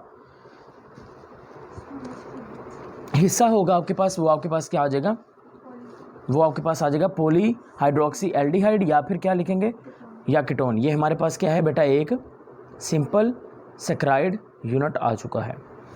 क्लियर है जी। अब हम बच्चे देखते हैं कि हमारे पास जो कार्बोहाइड्रेट्स हैं, कार्बोहाइड्रेट्स में 3 मेन क्लासेस होती हैं। इन तीनों मेन क्लासेस को कंपेयर करते हैं यहाँ पर, मोनोसेक्राइड, ओलिगोसेक्राइड एंड पॉलीसेक्राइड, और फिर हम उनको स्टडी करके देखते हैं कि किस तरह से यहाँ से एमसीक्यूज फ्रेम किए जा सकते हैं। देखें सबसे पहली हेडिंग हम यहाँ पे लिखेंगे मोनोसेक्राइड्स, देन ओलिगोसेक्राइड। बच्चे मोनो का मतलब क्या होता है, मोनो मीन 1, ओके जी। तो यहाँ पर चंद एक प्रॉपर्टीज़ डिस्कस करेंगे। नंबर 1, मोनोसेक्राइड में मोनो का मतलब होता है 1 और सेक्राइड का मतलब क्या होता है, सेक्राइड यूनिट। सेक्राइड का मतलब क्या है, सेक्राइड यूनिट। तो बेटा इसमें सेक्राइड यूनिट कितने होंगे, 1। ओलिगो का मतलब होता है फ्यू, ओलिगो का मतलब फ्यू। तो यहाँ पर कितने होंगे बच्चे आपके पास सेक्राइड्स यूनिट, चंद। लेकिन उन फ्यू सेक्राइड यूनिट के कितने हो सकते हैं बेटा, वो हमारे पास होंगे 2 से 10 के बीच में। और फिर आपके पास आ जाएंगे पॉलीसेक्राइड्स।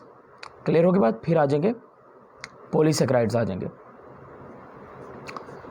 नंबर 1, अगर हम मोनोसेक्राइड के बारे में बात कर रहे हैं तो बेटा आपने कहना है कि मोनोसेक्राइड जो होंगे, these are the simple unit, these are the simple unit, या फिर आप ये कह लें कि ये सिंपल शुगर होते हैं। ये हमारे पास बच्चे क्या होते हैं, सिंपल शुगर होते हैं। इनमें एक सिंगल आपके पास सैकराइड यूनिट होगा। अगर हम ओलिगोसैकराइड की बात करते हैं तो यहाँ पर ओलिगो का मतलब क्या होता है बच्चे? फ्यू। यहाँ पर फ्यू होंगे। हमने कहा कि सिंपल शुगर है, सिंपल शुगर का मतलब कि कितने सैकराइड यूनिट है? Single saccharide unit, single saccharide unit आ गया। अगर हम यहाँ पर बात कर लेते हैं बेटा ओलिगोसैकराइड की, तो जब आपके पास जो मोनोसैकराइड हैं वो मिलेंगे, उनके मिलने से क्या बनेंगे? ओलिगोसैकराइड। कितने बनेंगे बेटा आपके पास? 2 से 10, 2 से 10 जो हैं आपके पास मोनोसैकराइड जो हैं वो कंबाइन करेंगे। 2 से 10 जो हैं बेटा वो हो सकते हैं, 2 से 10 क्या हो सकते हैं? ओलिगोसैकराइड में हो सकते हैं। क्या हो सकते हैं बेटा? Saccharides unit. अच्छा बेटा, यहाँ से एमसीक्यूज फ्रेम किया जा सकता है। अगर आपसे पूछा जाए कि how many least number of saccharide units in the oligosaccharides are, अगर आपसे ऑप्शन में पूछा जाता है least number of saccharide unit in oligosaccharide, तो आप क्या बोलेंगे? Least number of saccharide unit कितने होते हैं ओलिगोसैकराइड के अंदर? 2। तो लीस्ट नंबर ऑफ कितने हो गए? 2। Maximum number of saccharides unit in oligosaccharide 10। कितने आ गए? 10। तो देखें, अगर आपने सिंपली तौर पर इसको अगर प्रिपेयर्ड किया, याद किया हुआ है कि 2 से 10 सैकराइड्स यूनिट बनेंगे, तो जब ऑप्शन आपसे पूछा जाएगा तो ऑप्शन में इस चीज़ का अपने स्टेटमेंट देखें। बायोलॉजी है, अगेन बता रहा हूँ कि बायोलॉजी में कोई न्यूमेरिकल्स नहीं है, यहाँ पर सिर्फ स्टेटमेंट चेंज की जाती है और स्टेटमेंट से ही सब कुछ चेंज हो जाएगा। देखें, अगर ऑप्शन में पूछा जाता है कि least number of saccharide unit in oligosaccharide 2 है, मैक्सिमम कितने हैं? 10 है। अगर हम आपसे ये पूछते हैं maximum number of saccharide unit in carbohydrate is, हाँ जी, maximum number of saccharide unit in carbohydrate is infinite. Carbohydrate के अंदर जो आपके पास सैकराइड्स यूनिट हैं वो इनफाइनाइट हो सकते हैं, ठीक है, उसकी कोई हद नहीं है, बहुत सारे हो सकते हैं। जैसे कि पॉलीसैकराइड के केस में हम देखेंगे बहुत सारे होंगे, क्लियर होगी बात।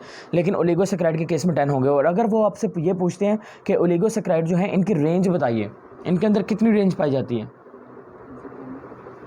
What is the range of the saccharide unit in oligosaccharide? 2 से 10 नहीं, 10 नहीं, क्या आएगा? 2 से 10। तो रेंज 2 से 10 है, मैक्सिमम 10 है, मिनिमम 2 है। और अगर हम कार्बोहाइड्रेट की बात करेंगे तो कार्बोहाइड्रेट में जो सैकराइड यूनिट है वो कितने हो सकते हैं? इनफाइनाइट हो सकते हैं। तो ये चीज़ आपने इस तरह से प्रिपेयर करनी है। अच्छा, इसको इस तरह से भी बच्चे याद किया जा सकते हैं। अगर हम बात करते हैं ना मोनोसैकराइड्स की, तो मोनोसैकराइड सबसे सिंपल है। मोनोसैकराइड से नेक्स्ट कॉम्प्लेक्स कौन से आ रहे हैं? ओलिगोसैकराइड। कौन आ रहे हैं? ओलिगोसैकराइड। अगर मैं आपसे पूछता हूं कि oligosaccharides are complex sugar, oligosaccharides are complex sugar then, तो ओलिगोसैकराइड जो हैं वो मोनोसैकराइड से क्या होंगे? कॉम्प्लेक्स शुगर होंगे। लेकिन पॉलीसैकराइड से क्या होंगे? सिंपल शुगर होंगे। मोनोसैकराइड से कॉम्प्लेक्स शुगर ओलिगोसैकराइड भी है, पॉलीसैकराइड भी है। तो पॉलीसैकराइड सबसे कॉम्प्लेक्स होगा, इससे जो लेस कॉम्प्लेक्स होगा वो ओलिगोसैकराइड होगा। तो ओलिगोसैकराइड कॉम्प्लेक्स होगा मोनोसैकराइड के लिए, लेकिन पॉलीसैकराइड के लिए सिंपल यूनिट रहेगा। इसी तरह से यहाँ पर बेटा पोली, लफ्ज़ जो पोली है, पोली का मतलब होता है मैनी, लेकिन यहाँ पर पॉलीसैकराइड के केस में जो पोली होगा, पोली का मतलब क्या होगा? More than 10, more than 10। हमने पीछे आपको बताया था बेटा पॉलीहाइड्रोक्सी, पॉलीहाइड्रोक्सी का मतलब वहाँ पे क्या था? मोर देन 1। जब आपको करवाया जा रहा था पॉलीहाइड्रोक्सी एल्डिहाइड, तो वहाँ पर मैंने आपको बताया था कि पोली का मतलब है 1, लेकिन पोली सैकराइड के केस में यहाँ पर पोली का मतलब क्या आ गया? मोर देन 10 आ गया आपके पास। अच्छा बच्चे, यहाँ पर आपको क्या चीज़ याद रखनी है? अगर हम यहाँ से आपसे एमसीक्यूज फ्रेम करते हैं, सपोज डैट अगर आपसे पूछा जाता है कि जो पॉलीसैकराइड्स हैं, अब पॉलीसैकराइड हाइड्रोलाइसिस पर कम से कम कितने सैकराइड यूनिट प्रोड्यूस करते हैं, ठीक है। आपसे पूछा क्या जा रहा है? आपसे पूछा ये जा रहा है कि जो पॉलीसैकराइड्स हैं वो हाइड्रोलाइसिस पर कम से कम कितने सैकराइड यूनिट प्रोड्यूस करते हैं, तो बताइए। 10 नहीं, 10 गलत है। क्यों? अब देखो पोली का मतलब है मोर देन 10। देखिए 10 जो है, 10 यूनिट तो बेटा आपके पास ओलिगोसैकराइड में आ गए। 2 से 10 यूनिट कहाँ पर आ गए? ओलिगोसैकराइड में आ गए। तो कितने यूनिट कम से कम प्रोड्यूस करेंगे? 11। 10 यहाँ पर है तो कहाँ से स्टार्ट होंगे? 11, और ज़्यादा से ज़्यादा इनफाइनाइट। वेरी गुड, याद रखना है। कम से कम कितने कार्बन होते हैं कार्बोहाइड्रेट्स के अंदर? कम से कम 1 नहीं हो सकते बेटा, 3। देखिए अगर हम मोनोसैकराइड की बात करते हैं तो मोनोसैकराइड में जो कार्बन की रेंज होती है वो होती है 3 to 7 कार्बन, 3 to 7 कार्बन इनके अंदर होते हैं, ठीक है, यानी कि एक ऐसा मोनोसेक्राइड जिसमें 3 कार्बन होंगे वो ट्राइओस होगा, 4 वाला टेट्रोस होगा, 5 वाला पेंटोस होगा, 6 वाला हेक्सोस होगा, 7 वाला हेप्टोस होगा। तो इस तरह से ये चीज़ आपने याद रखनी है कि इनके अंदर जो कार्बन के नंबर हैं वो 3 to 7 हो सकते हैं। तो अगर हमसे ये पूछा जाता है कि कम से कम कितने कार्बन हो सकते हैं एक कार्बोहाइड्रेट के अंदर, तो वो कितने आएंगे 3। मैक्सिमम कितने हो सकते हैं, अगेन क्या बोलेंगे, इन्फानाइट, कोई हद नहीं है उसकी। अच्छा जी, अगर आपसे ये पूछा जाता है कि maximum number of carbon atom in monosaccharide, हाँ 7, तो यहाँ पर कितने आ जाएंगे, 7 आ जाएंगे। तो इस तरह से आपने स्टेटमेंट को अच्छे से रीड करना है और तब तक उसको रीड करना है जब तक हमारा जो माइंड है उसको एक्सेप्ट नहीं कर लेता, उसके बाद आपने उसको टिक करना है राइट ऑप्शन को। अच्छा जी, अब हम बात कर लेते हैं मोनोसेक्राइड्स के बारे में मज़ीद। मोनोसेक्राइड की बात करें तो बेटा they are sweet in taste, they are sweet in taste. ये टेस्ट इनका जो है वो बहुत ज़्यादा मीठा होता है और they are easily soluble in water. ये पानी के अंदर क्या हो जाते हैं, इजीली सोलूबल हो जाते हैं, easily soluble in water, water के अंदर इजीली सोलूबल हो जाते हैं। लेकिन इसके बरक्स अगर हम यहाँ पे बात कर लेते हैं ओलिगोसेक्राइड्स के बारे में, तो ओलिगोसेक्राइड्स जो होते हैं लेस स्वीट इन टेस्ट होते हैं, लेस स्वीट इन टेस्ट। इनका जो टेस्ट होता है वो क्या होता है, कम होता है। ओलिगोसेक्राइड में बेटा देखें अगर तो 2 सेक्राइड यूनिट मिलके ओलिगोसेक्राइड बना रहे हैं हम उसको नाम देंगे डाइसेक्राइड। अगर 3 सेक्राइड यूनिट मिलके ओलिगोसेक्राइड बना रहे हैं तो क्या नाम देंगे, ट्राइसेक्राइड। 4 बना रहे हैं तो टेट्रासेक्राइड। इन सभी देखें 2 से 10 तक है ना, इन सब में से जो सबसे कॉमन ओलिगोसेक्राइड होगा डेट इज अ डाइसेक्राइड। कौन सा आ जाएगा आपके पास, डाइसेक्राइड जो होगा आपके पास, ये क्या होगा, सबसे सिंपल आपके पास जो बेटा ओलिगोसेक्राइड होगा that will be a disaccharide. और इसी तरह से अगर हम पॉलीसेक्राइड की बात करते हैं तो पॉलीसेक्राइड जो होते हैं बेटा ये टेस्टलेस होते हैं, दे आर द टेस्टलेस। अब इसकी रीज़न क्या होती है, अब यहाँ पे सोचने वाली बात यह है कि जो मोनोसेक्राइड हैं ये स्वीट इन टेस्ट हैं, सबसे ज़्यादा मीठे, ये उससे कम स्वीट इन टेस्ट है, ये टेस्टलेस हैं। हालांकि मोनोसेक्राइड से ही ओलिगोसेक्राइड बन रहे हैं और मोनोसेक्राइड से क्या बन रहे हैं, पॉलीसेक्राइड। तो होना तो इस तरह से चाहिए था कि आपके पास ये जो पॉलीसेक्राइड्स हैं, पॉलीसेक्राइड्स को सबसे ज़्यादा स्वीट इन टेस्ट होना चाहिए था, क्योंकि ये जिन यूनिट से मिलके बन रहे हैं वो यूनिट्स क्या हैं, बहुत स्वीट इन टेस्ट हैं। तो इसकी बेसिक रीज़न क्या है, इसकी बेसिक रीज़न बेटा ये होती है, इसकी बेसिक रीज़न हमारे टंग पे मौजूद है, ज़ुबान। अगर हम बात करते हैं तो आपकी जो ज़ुबान है, ज़ुबान के ऊपर काफ़ी किस्म के पेप्लियाई मौजूद होते हैं, सर्कमविलेट पेप्लियाई, फिलीफॉर्म पेप्लियाई, फोलिएट पेप्लियाई, तो ये जो एंड द फंगीफॉर्म पेप्लियाई। अब ये जो पेप्लियाई होते हैं, इन पेप्लियाई के अंदर मौजूद होते हैं टेस्ट बर्ड्स। आपको पता है कि आप प्योर वाटर का टेस्ट नहीं बता सकते, उसकी रीज़न क्या होती है, उसकी रीज़न ये होती है कि प्योर वाटर का टेस्ट बताने के लिए जो टेस्ट बर्ड्स हैं वो हमारी टंग पे मौजूद नहीं होते। और लेकिन जो एक मोंकी है, मोंकी उसका टेस्ट बता सकता है क्योंकि उसकी टंग के ऊपर उस प्योर वाटर के टेस्ट बर्ड्स मौजूद होते हैं। तो बेटा आप सिंपल सी बात याद रखें कि पॉलीसेक्राइड टेस्टलेस इसलिए होते हैं क्योंकि बेटा इनके लिए, पॉलीसेक्राइड के लिए जो टेस्ट बर्ड्स हैं वो हमारे टंग पे मौजूद नहीं हैं। लेकिन ओलिगोसेक्राइड के लिए हमारे टंग पर टेस्ट बर्ड्स होते हैं, लेकिन क्या होते हैं, कम होते हैं। और मोनोसेक्राइड के लिए सबसे ज़्यादा होते हैं, इसी वजह से ये स्वीट इन टेस्ट होते हैं। आपने एक शायद गौर किया कि नहीं, जब हम सम टाइम क्या करते हैं, एक ब्रेड का पीस जब आप ज़ुबान के ऊपर रखते हैं तो ब्रेड का पीस ज़ुबान के ऊपर रखने से उसी वक्त उसका स्वीट टेस्ट नहीं आता, लेकिन जैसे ही हम उसको चुबाते हैं तो चुबाने पे वो हमें कैसा टेस्ट देता है, स्वीट टेस्ट देता है। तो इसकी रीज़न क्या होती है, देखें आपने किसी भी चीज़ को टेस्ट किया ना, ज़ुबान पे रखा, अगर ज़ुबान पे रखते ही वो आपको मीठी महसूस होना शुरू हो गई, इसका मतलब है कि उसके अंदर कौन सी शुगर है, मोनोसेक्राइड है। देखें ब्रेड आपने ज़ुबान के ऊपर रखा, वो स्वीट इन टेस्ट नहीं था, उसका कोई टेस्ट नहीं था। क्यों? क्योंकि बेटा उसके अंदर पॉलीसेक्राइड थे, याद रखिए उसके अंदर क्या था, पॉलीसेक्राइड थे। लेकिन जैसे ही हमने उसको चुबाना शुरू किया तो हमारे माउथ के अंदर जो सलाइवा था, ठीक है, टाइलिन मौजूद था, स्लेवरी अमाइलेज था, उस सलाइवा ने क्या किया, उस सलाइवा ने उस पॉलीसेक्राइड को तोड़कर उसको किस में चेंज कर दिया, मोनोसेक्राइड में। इसी वजह से जैसे जैसे हम उसको चुबाते जाएंगे वो हमें स्वीट टेस्ट देता चला जाएगा, बिकॉज पॉलीसेक्राइड किस में टूटते रहेंगे, मोनोसेक्राइड में टूटते रहेंगे।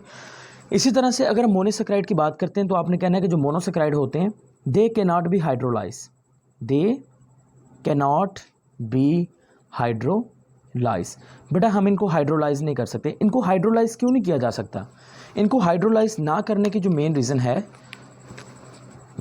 वो ये है कि बेटा ये ऑलरेडी सेक्राइड यूनिट है, they are already saccharide unit, यानी कि ये बेटा पहले से ही एक सिंपल सेक्राइड यूनिट है, एक सबसे छोटा मॉलिक्यूल है। अगर हम आपसे बात कर लेते हैं ना कि इनमें से कौन सा वो कार्बोहाइड्रेट है जो ट्रू कार्बोहाइड्रेट है, which one is the true carbohydrate? Monosaccharide. तो मोनोसेक्राइड हमारे पास कौन सा कार्बोहाइड्रेट है? True carbohydrate. ये ट्रू कार्बोहाइड्रेट इसलिए कहलाता है क्योंकि यहाँ पर अगर हम बात कर लें तो बेटा ये एक सिंगल सेक्राइड यूनिट से मिलकर बना है, ठीक है। ओलिगोसेक्राइड की बात कर लें, पॉलीसेक्राइड की बात कर लें, तो ये जो सेक्राइड्स हैं ये असल में सेक्राइड्स यूनिट के आपस में मिलने से बनते हैं। तो डैट्स भाई आपने ये चीज़ याद रखनी है कि ये आपके पास ट्रू कार्बोहाइड्रेट्स जो होते हैं वो हमेशा मोनोसेक्राइड होते हैं, और ओलिगोसेक्राइड एंड पॉलीसेक्राइड्स होते हैं ये इनके डेरिवेटिव्स होते हैं। अब देखिए मैंने कहा कि ये कैन नॉट बी हाइड्रोलाइज। बेटा हाइड्रोलाइज का मतलब ये होता है कि कोई भी ऐसा कंपाउंड जिसके अंदर आप वाटर ऐड करें और वो टूट जाए, वो अपने सब यूनिट में टूट जाए, हम उसको कहेंगे कि हमने इसको हाइड्रोलाइज कर दिया। लेकिन कोई भी ऐसा केमिकल रिएक्शन अगर हम उसमें वाटर देखें, कोई भी ऐसा कंपाउंड अगर हम उसमें वाटर ऐड करें और वो कंपाउंड ना टूटे तो उस केमिकल रिएक्शन को हाइड्रोलाइसिस नहीं कहेंगे, उसको हाइड्रेशन का नाम देंगे, ठीक है। तो बच्चे अगर हम इसको पानी के अंदर डालेंगे तो ये मज़ीद अपने छोटे यूनिट्स में नहीं टूट सकते बिकॉज वो ऑलरेडी माइक्रो मॉलिक्यूल्स होते हैं। लेकिन अगर हम इनकी बात कर लेते हैं तो ये माइक्रो मॉलिक्यूल्स में कंसीडर नहीं होंगे क्योंकि ये हाइड्रोलाइज होंगे। और बेटा ये हाइड्रोलाइज होने पे कितने यूनिट्स प्रोड्यूस करेंगे? 2 प्रोड्यूस करेंगे, या 2 से लेकर कहाँ तक प्रोड्यूस करेंगे? मिनिमम कितने प्रोड्यूस करेंगे? 2, मैक्सिमम मैक्सिमम 10, और रेंज 2 से 10 आ जाएगी। क्लियर होगी बात? और इसी तरह से अगर हम पॉलीसेक्राइड की बात करते हैं तो पॉलीसेक्राइड के अंदर तो ये काफ़ी सारे यानी कि आपके पास प्रोड्यूस कर दिए जाएंगे। पॉलीसेक्राइड के केस के अंदर मैनी मोनोसेक्राइड्स जो यूनिट्स हैं बच्चे वो प्रोड्यूस हो जाएंगे। तो होप सो यहाँ तक आपको क्लेरिफाई हो गया what is the basic difference between monosaccharides, oligosaccharide and polysaccharide, और किस तरह से स्टेटमेंट को चेंज करके यहाँ से एमसीक्यूज फ्रेम किए जा सकते हैं। अब हम बेटा बात कर लेते हैं क्लासिफिकेशन ऑफ मोनोसेक्राइड्स के बारे में।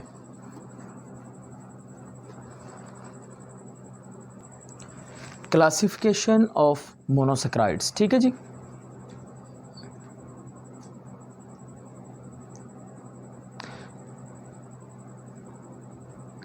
देखें बच्चे अगर हम मोनोसेक्राइड की बात करें तो हमने कहा था कि मोनोसेक्राइड्स में कितने कार्बन होते हैं?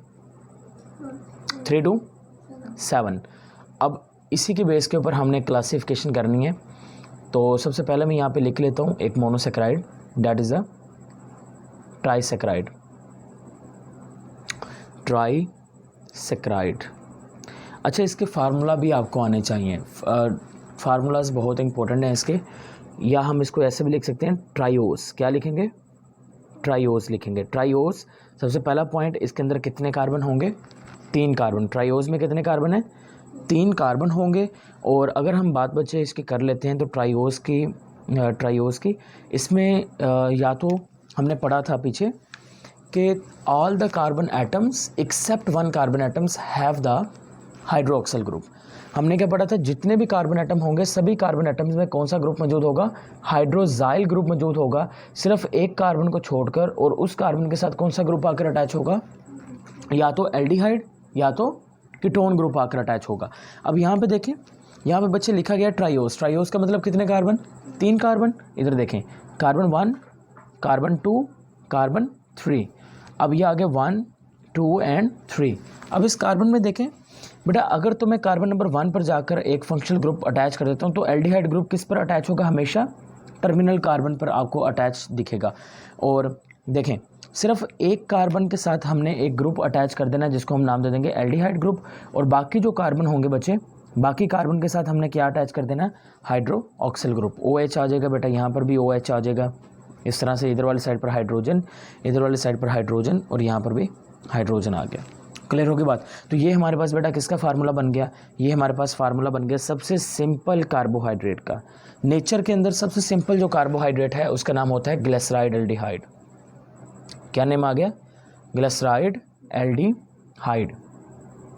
अच्छा बेटा, अगर आपसे ये पूछा जाए which one is the most suitable word used for this sugar, इस शुगर के लिए सबसे जो मोस्ट सूटेबल वर्ड है वो हम कौन सा यूज़ कर सकते हैं? इस शुगर के लिए हम सबसे जो मोस्ट सूटेबल वर्ड है वो कौन सा यूज़ कर सकते हैं? नीचे आंसर है आपके पास एल्डोस, दूसरा आंसर है ट्रायोस, तीसरा आपके पास आंसर है एल्डोट्रायोस, चौथा आपके पास आंसर है all of this. Hurry up, जल्दी से बताइए which is the most suitable word used for this sugar. इस शुगर के लिए सबसे जो सूटेबल वर्ड है वो कौन सा हम इस्तेमाल कर सकते हैं? C, it is a aldotriose. Very good. So इसके लिए हम कौन सा लफ्ज़ इस्तेमाल करेंगे? Aldotriose is the most suitable word. लेकिन अगर हम कहें ये वाला कि which word can be used for this sugar, it is all of this, तो ये ऑल ऑफ दिस आ जाएगा। ठीक है, तो बेटा एल्डोज भी इसी को कहेंगे, क्योंकि एल्डोज इसको क्यों कहेंगे? क्योंकि इसके अंदर फंक्शनल ग्रुप कौन सा आ गया? एल्डिहाइड आ गया, और हम इसको एल्डो शुगर का भी नाम देंगे। और इसके अलावा यहाँ पर अगर हम बात कर लें ट्रायोस, क्योंकि इसमें 3 कार्बन आ गए, और ट्रायोस इसको वैसे भी बोलेंगे, तो that's why all of this सही है उस सूरत में जब आपसे पूछा जाएगा कि कौन कौन से नाम इस्तेमाल किए जा सकते हैं। अच्छा जी, इसके अलावा बेटा हमारे पास जो ट्रायोस है, ट्रायोस की एल्डो शुगर में एग्जांपल बेटा क्या है? Glyceride aldehyde. इसी तरह से एक और इसकी एग्जांपल है, वो हमारे पास है dihydroxy acetone. It is also an example of triose sugar. लेकिन फ़र्क इतना सा है कि यहाँ पर बेटा हमारे पास जो फंक्शनल ग्रुप होगा वो कौन सा होगा? कीटोन, और इधर वाली साइड पर जो फंक्शनल ग्रुप होगा वो कौन सा होगा? एल्डिहाइड होगा।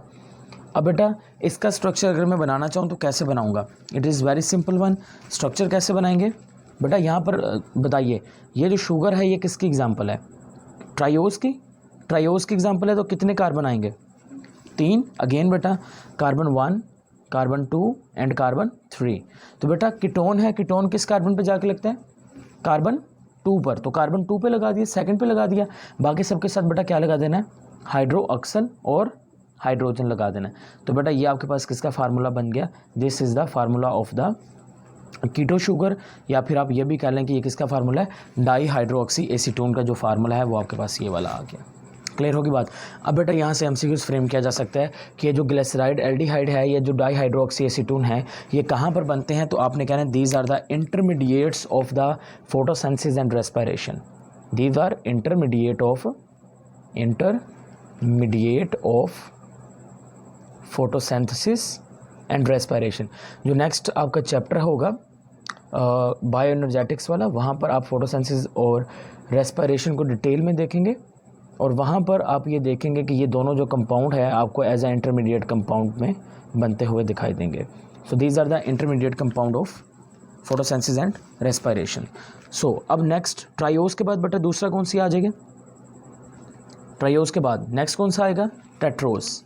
Triose then tetrose. टेट्रोस की अगर हम बात करें तो टेट्रोस में सबसे पहले बेटा कितने कार्बन आएंगे? 4 आएंगे। अब बेटा इसका फार्मूला क्या आएगा? देखें इसका मॉलिक्यूलर फार्मूला क्या बनेगा? C3H6O3। इसका क्या आएगा? C4, आगे H8O4। ठीक है, ये आपको पता है कैसे निकाले जा रहे हैं? हमने एक फार्मूला लिखा था मोनोसेकेराइड के लिए, CXH2O और Y लिखा था, और बेटा हमने कहा था कि जो Y की वैल्यू होती है वो किसके इक्वल होती है? X के इक्वल होती है।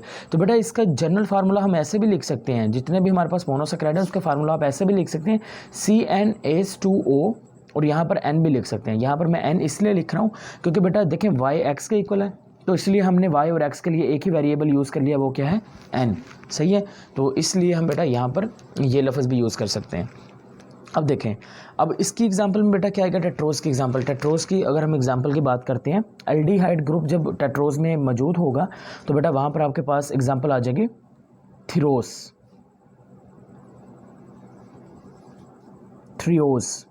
और दूसरी आ जाएगी erythrose and threose are the example of aldehyde या फिर एल्डोटेट्रोस। और कीटोटेट्रोस की अगर हम बात करें तो यहाँ पर आपके पास आ जाएगा अरिथ्यूलोस। क्लियर होगी बात? तो ये कीटो में आ गई और वो किस में आ गई? एल्डो में आ गई। अच्छा, अगर बच्चे आपसे ये पूछा जाए कि ये आपके पास जो अरिथ्रोस हैं या अरिथुलोज हैं, ये कहाँ पर बनते हैं? तो आपने कहना है कि बेटा these are the intermediate of bacterial photosynthesis, intermediate of bacterial photosynthesis. ये बैक्टीरियल जो फोटोसिंथेसिस है ये उसके इंटरमीडिएट हैं। अगर हमसे आपसे पूछ लिया जाए कौन से मोनोसेक्राइड्स हैं जो आपके पास सबसे रेयर इन नेचर हैं, तो बेटा आपने कहना है कि जो रेयर इन नेचर होता है वो हमेशा कौन है? Tetrose. Tetrose are rare in nature. तो ये नेचर के अंदर क्या होते हैं? बहुत रेयर होते हैं। अब इनका फार्मूला कैसे बनाना है? बना लोगे? It's very simple. देखें बना के दिखाते हैं आपको। पहले मैं अरिथ्रोज का बनाता हूँ। कितने कार्बन है? 4, 1 2 3 4। यहाँ पर ग्रुप कौन सा है? एल्डिहाइड। किस कार्बन पे आएगा? 1 पे। और बेटा हमने कहा था कि बाकी सभी कार्बन के साथ क्या अटैच कर देंगे? हाइड्रोक्सल। तो ये देख लें, हाइड्रोक्सल में साथ में अटैच कर दिया, तो ये मेरे पास किसका फार्मूला बन गया? It is the structure of, किसका स्ट्रक्चर है? अरिथ्रोज का। अरिथ्युलोज का स्ट्रक्चर अगर बनाना है तो बेटा क्या आएगा? हमने सिंपल करना क्या है, जो कीटोन ग्रुप है वो कहाँ पर आकर अटैच हो जाएगा? सेकंड कार्बन पे, और यहाँ पर सेम बाकी। तो ये आपके पास आ गया अरिथ्युलोज। तो इस तरह से आपको इसको रट्टे मारने की ज़रूरत नहीं है। आप सिंपली तौर पर डेफिनेशंस को क्लियर कीजिए और इस कॉन्सेप्ट को देखें और उसके बाद आपने इसको बना लेना है खुद से। क्लियर होगी बात? अच्छा जी, अब हम बच्चे बात कर लेते हैं नेक्स्ट। टेट्रोज के बाद जो नेक्स्ट हमारे पास ग्रुप है that is a pentose. Pentose की ओके, टेट्रोज के बाद नेक्स्ट कौन सा आएगा? पेंटोज। तो पेंटोज में कार्बन कितने हैं? 5। फार्मूला क्या आएगा? C5H10O5। आपको अगर याद हो तो बेटा यहाँ पर एक एक्सेप्शनल केस भी मैंने बताया था, राइबोस शुगर। यहाँ पर पेंटोज शुगर में आपके पास डीऑक्सीराइबोस, वहाँ पर O क्या था? 4। O क्या था? 4। बाकी फार्मूला ये रहेगा। अच्छा, अगर हम यहाँ पे बात कर लेते हैं बेटा इसकी एग्जाम्पल के बारे में, तो इसकी एग्जाम्पल में आपके पास आ जाएगा सबसे पहले एक राइबोस शुगर, देन आपके पास आ जाएगी डीऑक्सी राइबोस शुगर, देन आपके पास आ जाएगा ज़ाइलोस शुगर, और देन आपके पास आ जाएंगे arabinose sugar. So these all are the pentose sugar. ये सारे के सारे पेंटोज शुगर हैं। अच्छा, यहाँ पर बेटा स्ट्रक्चर बनाते वक्त एक चीज़ का, दो चीज़ों का ख्याल रखते होते हैं हमेशा। नंबर 1, देखें स्ट्रक्चर जब भी बनाना है 2 चीज़ों का ख्याल रखना है आपने। ये देखें मैं बना के दिखा रहा हूँ इसका। मैं आपके पास बेटा राइबोस शुगर का आपको स्ट्रक्चर बना के दिखा रहा हूँ, क्रिस्टलाइन स्ट्रक्चर। क्रिस्टलाइन स्ट्रक्चर एक होता है सिंपल स्ट्रक्चर, एक होता है रिंग स्ट्रक्चर। बेटा जो आपके पास सिंपल स्ट्रक्चर बनेगा या लीनियर स्ट्रक्चर बनेगा, इनका लीनियर स्ट्रक्चर जो बनेगा वो तभी बनेगा जब आपके पास मोनोसेक्राइड्स क्रिस्टलाइन फॉर्म के अंदर है। जब वो सॉलिड फॉर्म में है तो बेटा स्ट्रक्चर कौन सा बनेगा? लीनियर बनेगा। लेकिन जैसे ही जो मोनोसेक्राइड्स हैं वो आपके पास बेटा वाटर के अंदर हम डिज़ोल्व करेंगे तो वो कौन सा स्ट्रक्चर देंगे? रिंग्स स्ट्रक्चर देंगे। उनके बारे में हम डिस्कस करते हैं अभी। राइबोज में कार्बन देखें 1 2 3 4 5, ठीक है। अब कौन सा है? एल्डिहाइड ग्रुप है, C11O, और यहाँ पर क्या आ गया? H। और बेटा इसकी प्रॉपर्टी ये है कि यहाँ पर हाइड्रोक्सल, इसकी जो राइट साइड है, राइट साइड पर बेटा क्या आएंगे? सारे के सारे हाइड्रोक्सल आ जाएंगे। So that is the property of the ribose. तो ये राइबोस शुगर का स्ट्रक्चर है, आपने ये चीज़ याद रखनी है। इनके स्ट्रक्चर के बनाते वक्त 2 चीज़ों का ख्याल रखना है कि पहला आपके पास जो ग्रुप है वो कहाँ पे लगा है, और दूसरी चीज़ जो आपके पास हाइड्रोक्सल हैं वो कहाँ कहाँ पर अटैच है, ठीक है। तो ये चीज़ आपको यहाँ पर याद रखनी है।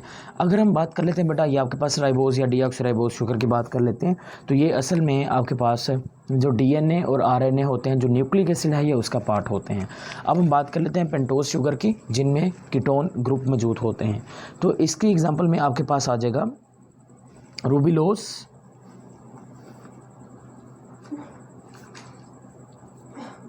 और सेकंड आपके पास आ जाएगा xylulose. So these are the example of pentose sugar. Next आपके पास हैं हेक्सोज शुगर। सबसे कॉमन शुगर कौन से हैं? तो आपके पास आप ये भी कह सकते हो कि सबसे जो कॉमन है आपके पास वो हेक्सोज शुगर होते हैं। और अगर हम बच्चे यहाँ पर बात कर लेते हैं हेक्सोज शुगर के बारे में, यहाँ पर आपको और भी चीज़ें याद रखनी है, वो ये है कि कौन से वो शुगर हैं जो रिंग फॉर्म देते हैं, जो बेटा रिंग स्ट्रक्चर देते हैं। कौन से वो शुगर हैं जिनको अगर हम पानी के अंदर ऐड करें और वो वहाँ पे जाके रिंग स्ट्रक्चर दें, तो वो आपने कहना है कौन से हेक्सोज हैं। जो आपके पास ट्राइओस टेट्रोज हैं ये बेटा कम देते हैं, मोस्ट कॉमन कौन देंगे, हेक्सोज देंगे, लेकिन पेंटोज भी देते हैं। तो बेटा यहाँ पर क्या आ जाएगा, कार्बन 6, फार्मूला क्या आएगा C6H12O6। एग्जाम्पल में आ जाएगा ग्लूकोज। उसके बाद बेटा क्या आ जाएगा, फ्रक्टोज, जिसको हम स्वीटेस्ट शुगर का भी नाम देते हैं, जो हमारे पास जो फ्रूट्स हैं उसके अंदर भी मौजूद है, हनी के अंदर बहुत ज़्यादा अमाउंट के अंदर मौजूद होता है। इसके अलावा अगर हम बात कर लेते हैं मनोस, बेटा ये फ्रक्टोज जो है ये आप एल्डिहाइड वाली साइड पर नहीं लिखेंगे, ये आप कहाँ पे लिखेंगे, कीटोन वाली साइड पर लिखेंगे यहाँ पर, क्योंकि इसके अंदर फंक्शनल ग्रुप कीटो ग्रुप होता है, ठीक है। इसके अलावा यहाँ पर अगर हम बात कर लेते हैं ग्लैक्टोज, तो जो ग्लैक्टोज है ये आपके पास किसके अंदर आ जाएंगे, एल्डिहाइड के अंदर आ जाएंगे। ओके जी, नेक्स्ट आपके पास बेटा आ जाएगा हेप्टोज, कार्बन 7, फार्मूला H14O7। उसके बाद अगर हम एल्डिहाइड की बात करते हैं तो एल्डिहाइड में आ जाएगा आपके पास ग्लूकोहेप्टोज। इसको लिख के प्रिपेयर करना है ये वाले नेम्स। और अगर हम बात कर लेते हैं आपसे इसके बारे में तो दैट इज़ अ गैलेक्टोहेप्टोज। बेटा पेंटोज शुगर डीएनए और आरएनए के अंदर मौजूद थे, न्यूक्लिक एसिड की फॉर्म के अंदर। जो हेक्सोज शुगर होंगे बेटा ये आपको देखने को मिलेंगे रेस्पिरेशन के अंदर, राइट। ये जो रेस्पिरेशन है या जो ग्लाइकोलाइसिस का मैकेनिज्म होगा ये आपको वहाँ पे देखने को मिलेंगे। और ये जो होंगे आपके पास heptose sugar are also the intermediate of photosynthesis. तो ये भी बेटा फोटोसेंसिस और जो रेस्पिरेशन है उनके जो इंटरमीडिएट होंगे वो आपको कौन से देखने को मिलेंगे, हेप्टोज शुगर आपको देखने को मिल जाएंगे। सो यहाँ तक हमारे जो क्लासिफिकेशन ऑफ कार्बोहाइड्रेट्स हैं ये कंप्लीट हो गए।